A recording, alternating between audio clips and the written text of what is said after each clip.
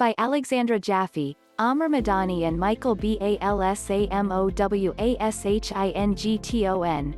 AP, President Joe Biden put on a modest White House ceremony Thursday to announce a half-dozen executive actions to combat what he called an epidemic and an international embarrassment of gun violence in America.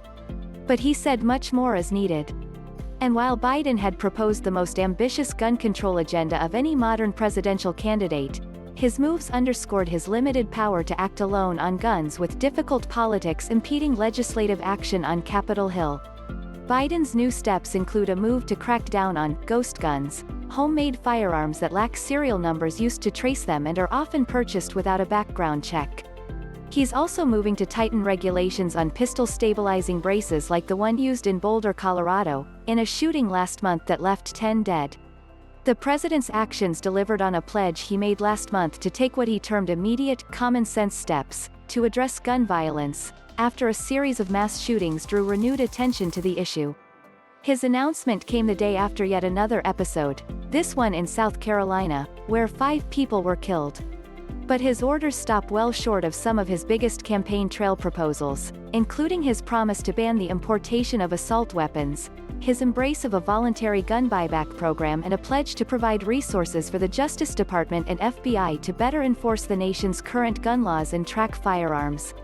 And while gun control advocates lauded Thursday's moves as a strong first step in combating gun violence, they, too, acknowledge that action from lawmakers on Capitol Hill is needed to make lasting change.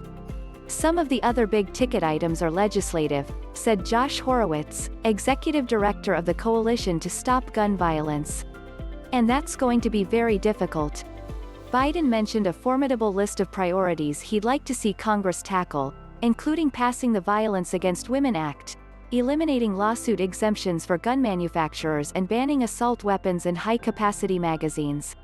He also called on the Senate to take up House-passed measures to close background check loopholes.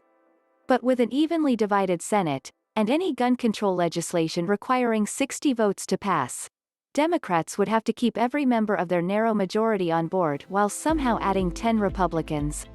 Horowitz said, "It's hard to think who those Republicans would be, and though that doesn't mean it's impossible to move on gun control, we're going to have to change some of the people who are in the Senate."